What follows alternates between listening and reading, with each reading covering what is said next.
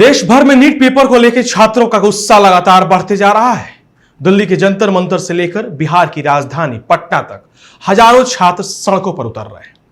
कहीं धरना हुआ तो कहीं मार्च निकला, कहीं प्रदर्शनकारियों और पुलिस के बीच आपसी टकराव देखने को भी मिला है। छात्रों की मांग साफ है कि पेपर लीक के दोषियों पर कार्रवाई हो, परीक्षा प्रणाली में सुधार हो और युवाओं के भविष्य के साथ हर उस व्यक्ति को जो खिलवाड़ कर रहा है उसको सजा मिले।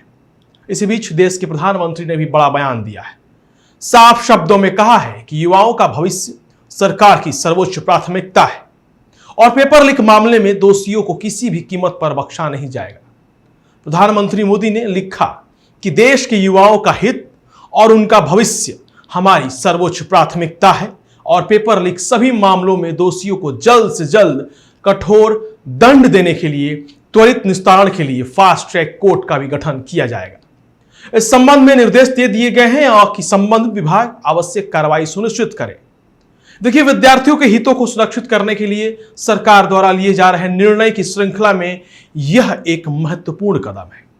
युवाओं के भविष्य के साथ खिलवाड़ करने वाले किसी भी व्यक्ति को बख्शा नहीं जाएगा, छोड़ा नहीं जाएगा।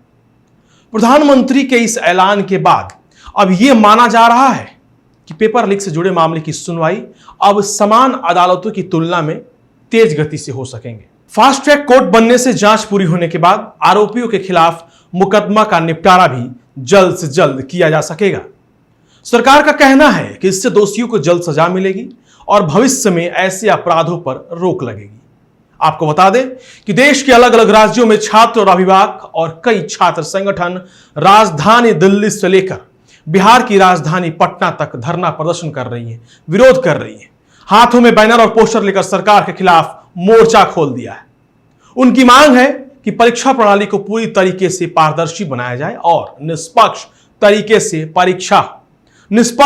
से जांच की मांग भी कर रहे हैं।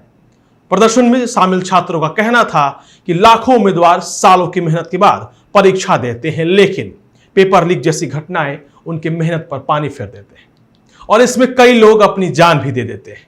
जंतर मंतर पर प्रदर्शन के दौरान कई छात्र नेता और प्रदर्शनकारी सामाजिक संगठनों ने सरकार से जवाब मांगा है और जवाब मांगने के लिए उन्होंने मोर्चा खोल संसद तक कूच किया। बिहार में भी तस्वीर देखने को मिली। गवर्नर हाउस का घेराव किया गया, सीएम हाउस का घेराव किया गया।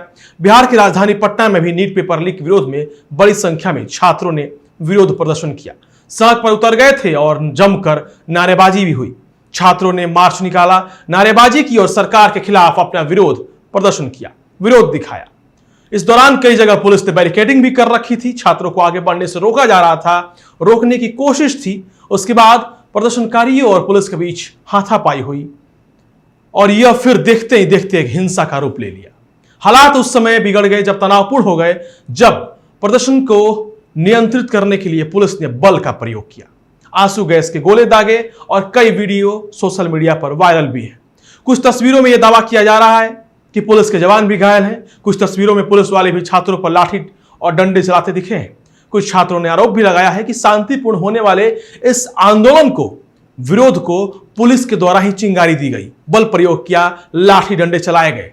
घटनास्थल पर अफरा तफरी का माहौल बन गया और कई छात्र घायल होने का भी दावा कर रहे हैं।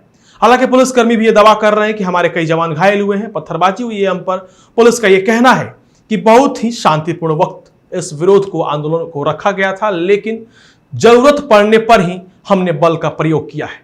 और ऐसे में अब पीएम मोदी का यह बड़ा बयान, पीएम मोदी ने साफ तौर पर कह दिया है कि दोषियों पर कठोर कार्रवाई होगी और देश के भविष्य के साथ खिलवाड़ करने वाले को छोड़ा नहीं जाएगा। ऐसे में आप क्या सोचते हैं, कार्रवाई क्या होगी? क्या धर्मेंद्र प्रधान इस्तीफा देंगे या फिर कुछ और नया देखने को मिल सकता है? फिलहाल देखते रहिएगा वॉच न्यूज। नमस्कार।